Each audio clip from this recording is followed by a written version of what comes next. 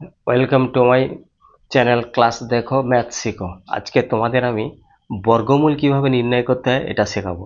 বর্গমূল নির্ণয় করতে গেলে বর্গ জানতে হয়। এক স্কোয়ার এক, দুই স্কোয়ার চার, তিন স্কোয়ার নয়, এগুলো আমি আগের দিন শিখিয়েছি। আমার আগের ভিডিওতে দেখবে, তোমরা বুঝতে পেরে যাবে। আজকে তোমাদের শেখাবো বর্গমূল কিভাবে নির্ণয় করতে হয়। তোমাদের একটা সহজভাবে, অতি সহজভাবে ভাগ পদ্ধতিতেও করা যায়, কিন্তু একটু অন্য পদ্ধতিতে শেখাবো যাতে সহজে তোমরা বুঝে নিতে পারো। যেমন আমি লিখছি, ধরো 529, 529 এর বর্গমূলটা কিভাবে করব। প্রথমে ডান দিকে এককের ঘরে এই সংখ্যাটা কি আছে? 9। এই 9টা কিসের বর্গ হয় না? 3 স্কোয়ারেও 9 আসে, বা 7 স্কোয়ারেও 49 মানে 9 আসে। এবার তুমি এই দুটোকে ছেড়ে দাও, মানে 29টাকে ছেড়ে দিলাম, এবারে থাকলো কি 5। এই 5-এর কি করবে না, তুমি 2 স্কোয়ার করলে 4, 4-এর বেশি হচ্ছে 5। এইবার এই যে 2 হলো, 2-এর সঙ্গে তুমি 3 দিয়ে গুণ করে দাও, এর পরের সংখ্যাটা দিয়ে গুণ করে দাও, মানে 3 দুগুণে 6। তাহলে 6-এর চেয়ে কম হচ্ছে 5। তাহলে তোমার অ্যান্সারটা কি হবে না? অ্যান্সারটা আসবে 2। এই যে 2 স্কোয়ার হয়েছে মানে 2, আর এখানে 6-এর কম হয়েছে মানে এখানে কম সংখ্যাটা নিতে হবে, তার মানে লিখতে হবে কি 3।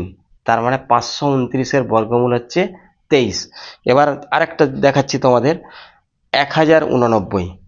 1089 এটা 4 অঙ্কের একটা সংখ্যা, 1089।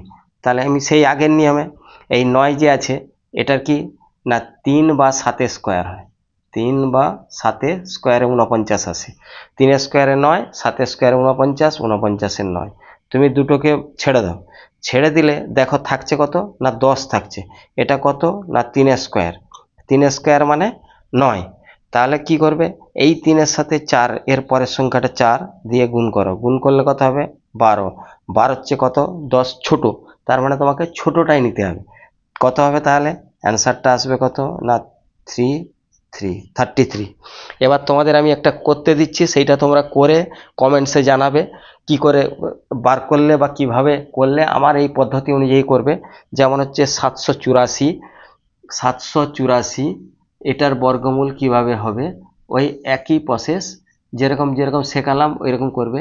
আর একটা দিচ্ছি তোমাদের 1849।